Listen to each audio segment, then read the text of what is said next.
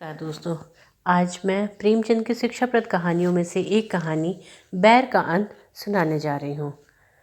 रामेश्वर राय अपने बड़े भाई के शव को खाट से नीचे उतारते हुए छोटे भाई से बोला, तुम्हारे पास कुछ रुपए हो तो लाओ, दाह संक्रिया की फिक्र करें, मैं तो बिल्कुल खाली हाथ हूँ। छोटे भाई का नाम विश्वेश्वर राय था। वह एक जमींदार का कारिंदा था। आमदनी अच्छी थी। बोला, आधे रुपए मुझसे ले लो, आधे तुम निकालो। रामेश्वर राय ने कहा, मेरे पास रुपए नहीं हैं। विश्वेश्वर भाई ने कहा कि तो फिर इनके हिस्से के खेत रेहन रख दो। रामेश्वर ने कहा, तो जाओ कोई महाजन ठीक करो, देर न लगे। विश्वेश्वर राय ने अपने एक मित्र से कुछ रुपए उधार लिए। उस वक्त का काम चला। पीछे फिर कुछ रुपए लिए, खेत की लिखा पढ़ी कर दी। कुल 5 बीघे जमीन थी। 500 रुपये मिले। गांव के लोगों का अनुमान है कि क्रिया कर्म में मुश्किल से 100 रुपये उठे होंगे, पर विश्वेश्वर राय ने षोडशी के दिन 301 रुपये का लेखा भाई के सामने रख दिया। रामेश्वर राय ने चकित होकर पूछा, सब रुपये उठ गए? विश्वेश्वर ने कहा, क्या मैं इतना नीच हूँ कि मरने के रुपये में भी कुछ उठा रखूँगा? किसको यह धन बचेगा? रामेश्वर राय ने कहा, नहीं, मैं तुम्हें बेईमान नहीं बनाता, खाली पूछता था। विश्वेश्वर ने कहा, कुछ शक हो तो जिस बनिए से चीज़ें ली गई हैं उससे पूछ लो।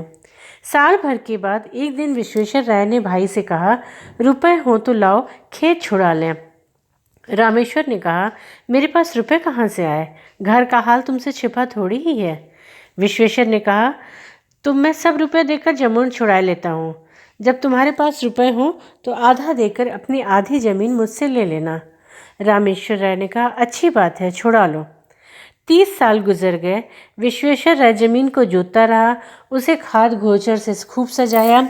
उसने निश्चय कर लिया था कि अब वह ज़मीन नहीं छोड़ेगा। मेरा तो इस ज़मीन पर मौरिसी हक हो गया, अदालत से भी कोई नहीं ले सकता। रामेश्वर राय ने कई बार यत्न किया कि रुपए देकर अपना हिस्सा ले ले, पर 30 साल में वे कभी 150 रुपये जमा न कर सके। मगर अब रामेश्वर राय का बड़ा लड़का जागेश्वर कुछ संभल गया था। वह गाड़ी लादने का काम करने लगा था और इस काम में उसे अच्छा नफ़ा भी होता था। उसे अपने हिस्से की रात दिन चिंता लगी रहती थी। अंत में उसने दिन रात श्रम करके यथेष्ट धन बटोर लिया और एक दिन चाचा से बोला, काका, आपने रुपए ले लीजिए अपने, मैं अपना नाम चढ़वा लूँ। विश्वेश्वर ने कहा, अपने बाप के तुम ही चतुर बेटे नहीं हो। इतने दिनों तक कान न हिलाए, जब मैंने ज़मीन को सोना बना लिया तब हिस्सा बटाने चले हो। रामेश्वर ने कहा, तुमने ज़मीन को सोना बना दिया तो उसका नफ़ा भी तो उठाया, मैं तुमसे मांगने तो नहीं गया। विश्वेश्वर ने कहा, तो अब ज़मीन न मिलेगी। रामेश्वर ने कहा, भाई का हक मारकर कोई सुखी नहीं रहता।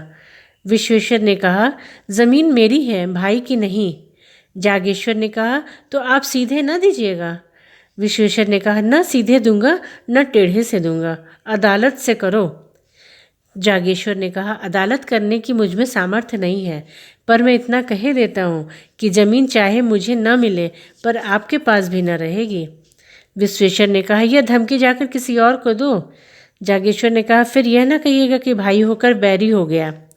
विश्वेश्वर ने कहा, 1000 गांठ में रख कर तब जो कुछ भी जी में आए करना।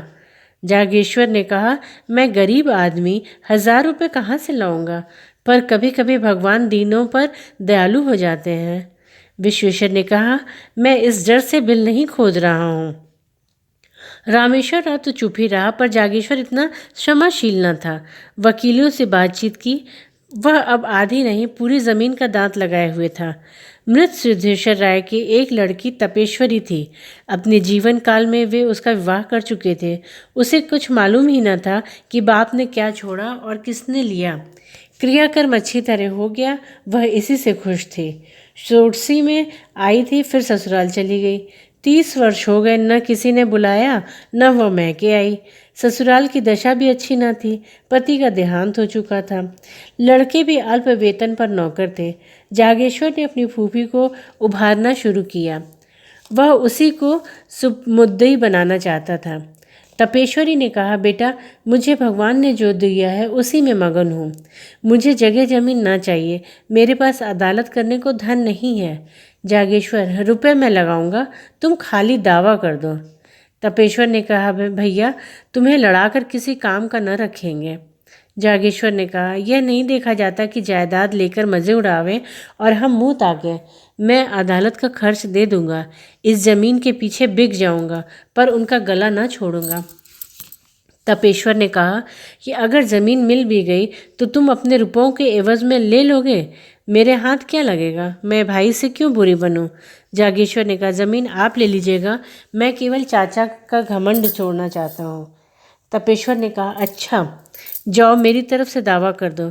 जागेश्वर ने सोचा, जब चाचा साहब की मुट्ठी से ज़मीन निकल आएगी तब मैं 10-5 रुपये साल पर इनसे ले लूँगा। इन्हें अभी कौड़ी नहीं मिलती, तो कुछ मिलेगा उसी को बहू समझेंगी। दूसरे दिन दावा कर दिया। मुंसिफ के इजलास में मुकदमा पेश हुआ। विश्वेश्वर राय ने सिद्ध किया कि तपेश्वरी सिद्धेश्वरी राय की कन्या ही नहीं है। गांव के आदमियों पर विश्वेश्वर का दबाव था। सब लोग उससे रुपए पैसे उधार ले जाते थे। मामले मुकदमे में उनसे सलाह ली जाती थी।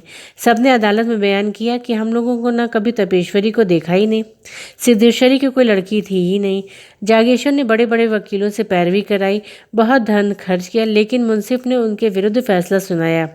बेचारा हताश हो गया। विश्वेश्वर की अदालत में सबसे जान पहचान थी। जागेश्वर को जिस काम के लिए मुट्ठियों रुपए खर्च करने पड़ते थे उसे विश्वेश्वर मुरोवत में करा लेता था। जागेश्वर ने अपील करने का निश्चय किया। रुपए न थे, गाड़ी बैल बेच डाले, अपील हुई, महीनों मुकदमा चला।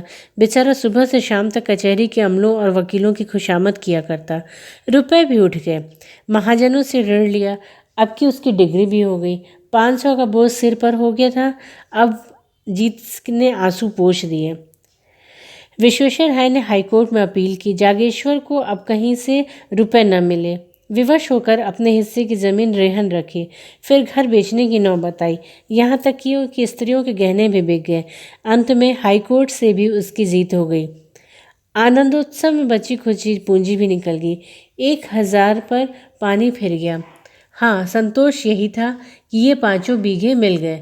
तपेश्वरी क्या इतनी निर्दय हो जाएगी कि थाली मेरे सामने से खींच लेगी। लेकिन खेतों पर अपना नाम चढ़ते ही तपेश्वरी की नीयत बदली। उसने एक दिन गांव में आकर पूछताछ की तो मालूम हुआ कि 5 बीघे 100 रुपये में उठ सकते हैं। लगान केवल 25 रुपये था। 75 रुपये साल का नफ़ा था। इस रकम ने उसे विचलित कर दिया। उसने असामियों को बुलाकर उनके साथ ज़मीन का बंदोबस्त कर दिया। जागेश्वर राय हाथ मलता रह गया। आखिर उससे सराहा न गया। बोला, फूफी जी, आपने ज़मीन तो दूसरों को दे दी, अब मैं कहाँ जाऊँ। तपेश्वरी ने बोला, बेटा, पहले अपने घर में दिया जलाकर तब मस्जिद में जलाते हैं। इतनी जगह मिल गई तो मैके से नाता हो गया, नहीं तो कौन पूछता। जागेश्वर ने कहा, मैं तो उजड़ गया। तपेश्वरी ने कहा, जिस लगान पर और लोग ले रहे हैं उसमें 2-4 रुपये कम करके तुम्हें क्यों नहीं ले लेते। जागेश्वर ने कहा, मैं ऐसा समझता तो इस झगड़े में ही न पड़ता। तपेश्वरी तो 2-3-4 दिन में विदा हो गई। रामेश्वर राय पर वज्रपात सा हो गया। बुढ़ापे में मजदूरी करनी पड़ी। मान मर्यादा से हाथ धोया, रोटियों के लाले पड़ गए। बाप बेटे दोनों प्रातः काल से संध्या तक मजदूरी करते, तब कहीं आग जलती। दोनों में बहुधा तकरार हो जाती। रामेश्वर राय सारा अपराध बेटे के सिर रखता। जागेश्वर कहता, आपने मुझे रोका होता तो क्यों मैं इस विपत्ति में फंसता। उधर विश्वेश्वर राय ने महाजनों को उकसा दिया। साल भर भी न गुजरने पाया था कि बेचारे निराधार हो गए। जमीन निकल गई, घर नीलाम हो गया, 10-20 पेड़ थे वे भी नीलाम हो गए। 24 जी दूबे न बने, दरिद्र हो गए। इस पर विश्वेश्वर राय के ताने और भी गजब ढाते। यह विपत्ति का सबसे नोकदार कांटा था, आतंक का सबसे निर्दयी आघात था। 2 साल तक इसी दुखी परिवार ने जितनी मुसीबतें झेली यह उन्हीं का दिल जानता है। कभी पेट भर भोजन न मिला। हाँ, इतनी आन थी कि नीयत नहीं बदली। दरिद्रता ने सब कुछ किया पर आत्मा का पतन न कर सकी। कुल मर्यादा में आत्मरक्षा की बड़ी शक्ति होती है। एक दिन संध्या समय दोनों आदमी बैठे आग ताप रहे थे कि सहसा एक आदमी ने आकर कहा, ठाकुर चलो, विश्वेश्वर राय तुम्हें बुलाते हैं। रामेश्वर ने उदासीन भाव से कहा, मुझे क्यों बुलावेगा, मैं उसका कौन होता हूँ, क्या कोई उपद्रव खड़ा करना चाहता है। इतने में दूसरा आदमी दौड़ा हुआ आकर बोला, ठाकुर जल्दी चलो, विश्वेश्वर राय की दशा अच्छी नहीं है। विश्वेश्वर राय को इधर कई दिनों से खांसी बुखार की शिकायत थी, लेकिन शत्रुओं के विषय में हमें किसी अनिष्ट की शंका नहीं होती। रामेश्वर और जागेश्वर कभी कुशल समाचार पूछने भी न गए। कहते उन्हें क्या हुआ है, अमीरों को धन का रोग होता है।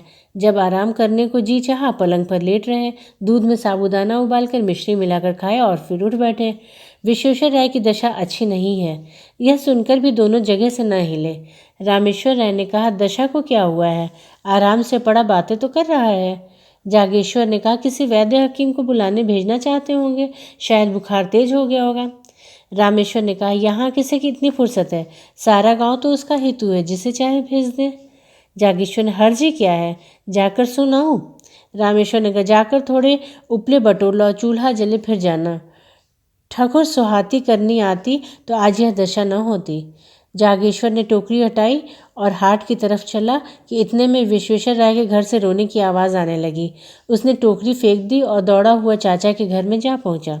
देखा तो उन्हें लोग चारपाई से नीचे उतार रहे थे। जागेश्वर को ऐसा जान पड़ा कि मेरे मुंह में कालिख लगी हुई है। वह आंगन से दालान में चला आया और दीवार में मुंह छुपाकर रोने लगा। युवावस्था आवेश में होती है, क्रोध से आग हो जाती है और तो करुणा से पानी भी हो जाती है। विश्वेश्वर राय की 3 बेटियां थीं। उनके विवाह हो चुके थे, 3 पुत्र थे, वे अभी छोटे थे। सबसे बड़े की उम्र 10 वर्ष से अधिक न थी। माता भी जीवित थी। खाने वाले तो 4 थे, कमाने वाला कोई न था। देहात में जिसके घर में दोनों जून चूल्हा जले, वह धनी समझा जाता है। उसके धन का अनुमान करने में भी अत्युक्ति से काम लिया जाता है। लोगों का विचार था कि विश्वेश्वर राय ने हजारों रुपये जमा कर दिए हैं, पर वहाँ वास्तव में कुछ न था। आमदनी पर सबकी निगाह रहती है, खर्च को कोई नहीं देखता। उन्होंने लड़कियों के विवाह खूब दिल खोल कर किए थे। भोजन वस्त्र में, मेहमानों और रातेदारों के आदर सत्कार में उनकी सारी आमदनी गायब हो जाती थी। अगर गांव में अपना रूप जमाने के लिए 200-400 रुपये का लेन देन कर दिया था तो कई महाजनों का कर्ज भी था। यहाँ तक कि छोटी लड़की के विवाह में अपनी ज़मीन भी गिरवी रखी थी। साल भर तक तो विधवा ने ज्यों त्यों करके बच्चों का भरण पोषण किया, गहने बेचकर काम चलाती रही, पर जब यह आधार भी न रहा तब कष्ट होने लगा। निश्चय किया, तीनों लड़कों को तीनों कन्याओं के पास भेज दूँ। रही अपनी जान, उसकी क्या चिंता। 3 जून भी पाँव भर आटा मिल जाएगा तो दिन कट जाएंगे। लड़कियों ने पहले तो भाइयों को प्रेम से रखा, किंतु 3 महीने से ज़्यादा कोई न रख सकी। उनके घर वाले चिढ़ते थे और अनाथों को मारते थे। लाचार हो माता ने लड़कों को बुला लिया। छोटे छोटे लड़के दिन दिन भर भूखे रह जाते। किसी को कुछ खाते देखते तो घर में जाकर माँ से मांगते, फिर माँ से मांगना छोड़ दिया। खाने वाले ही के सामने जाकर खड़े हो जाते तो सुजत नेत्रों से देखते। कोई भी मुट्ठी भर चबेगा निकाल कर दे देता, पर प्रायः लोग दुत्कार देते थे। जाड़ों के दिन थे, खेतों में मटर की फलियां लगी हुई थीं। एक दिन तीनों लड़के एक खेत में घुसकर मटर उखाड़ने लगे। किसान ने देख लिया, दयावान आदमी था, खुद एक बोझा मटर उखाड़कर विश्वेश्वर राय के घर पर लाया और ठकुराइन से बोला, काकी, लड़कों को डांट दो, किसी के खेत में न जाया करें। जागेश्वर राय उसी समय अपने द्वार पर बैठा चिलम पी रहा था। किसान को मटर लाते देखा। तीनों बालक पिल्लों की भांति पीछे पीछे दौड़े चले आते थे। उसकी आंखें सजल हो गई। घर में जाकर पिता से बोला, चाची के पास अब कुछ नहीं रहा, लड़के भूखे मर रहे हैं। तो रामेश्वर राय ने कहा, तुम त्रिया चरित्र नहीं जानते, यह सब दिखावा है, जन्म भर की कमाई कहाँ उड़ा गई। जागेश्वर ने कहा, अपना काबू चलते कोई लड़कों को भूखों नहीं मार सकता। रामेश्वर ने कहा, तुम क्या जानो, बड़ी चतुर औरत है। जागेश्वर ने कहा, लोग हम ही लोगों को हंसते होंगे। रामेश्वर ने कहा, हंसी की लाज है तो जाकर छाह कर लो, खिलाओ पिलाओ, है दम। जागेश्वर ने कहा, न भर पेट खाएंगे, आधे ही पेट सही, बदनामी तो ना होगी। चाचा से लड़ाई थी, लड़कों से हमारा क्या बिगाड़ा है। रामेश्वर ने कहा, वह चुड़ैल तो अभी भी जीती है ना। जागेश्वर चला गया। उसके मन में कई बार यह बात आई थी कि चाची की कुछ सहायता किया करूं, पर उनकी जली गली बातों से डर लगता है। आज से उसने एक नया ढंग निकाला है। लड़कों को खेलते देखा तो बुला लेता, कुछ खाने को दे देता। मजदूरों को दोपहर की छुट्टी मिलती है। अब वह इस अवकाश के समय काम करके मजदूरी के पैसे कुछ ज़्यादा पा जाता। घर चलते समय खाने की कोई ना कोई चीज़ लेता जाता और अपने घर वालों की आंख बचाकर उन अनाथों को दे देता। धीरे धीरे लड़के उसे इतने हिल मिल गए कि उसे देखते ही भैया भैया कहकर दौड़ते। दिन भर उसकी राह देखा करते। पहले माता डरती थी कि कहीं मेरे लड़कों को बहलाकर ये महाशय अपनी पुरानी अदावत तो नहीं निकालना चाहते। वह लड़कों को जागेश्वर के पास जाने और उससे कुछ लेकर खाने से रोकती, पर लड़के शत्रु और मित्र को बूढ़ों से ज़्यादा पहचानते हैं। लड़के माँ के मना करने की परवाह न करते।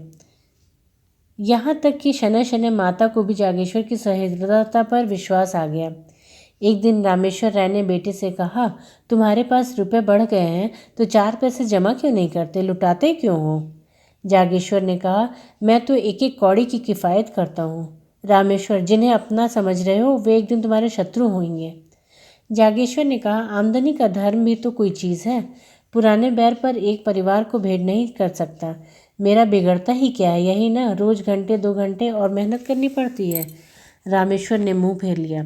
जागेश्वर घर में गया तो उसकी स्त्री ने कहा, अपने मन की ही करते हो, चाहे कोई कितना ही समझावे। पहले आदमी अपने घर में दिया जलाता है। जागेश्वर ने कहा, लेकिन यह तो उचित नहीं कि अपने घर में दिए की जगह मोमबत्तियाँ जलाए और मस्जिद में अंधेरा ही छोड़ दे। स्त्री, मैं तुम्हारे साथ क्या पड़ी, मानो कुएं में गिर पड़ी। कौन सुख देते हो, गहने उतार लिए, अब सांस भी नहीं लेते। जागेश्वर, मुझे तुम्हारे गहनों से भाइयों की जान ज़्यादा प्यारी है। स्त्री ने मुंह फेर लिया और बोली, वैरी की संतान कभी अपनी नहीं होती है। जागेश्वर ने बाहर जाते हुए उत्तर दिया, बैर का अंत बैरी के जीवन के साथ हो जाता है।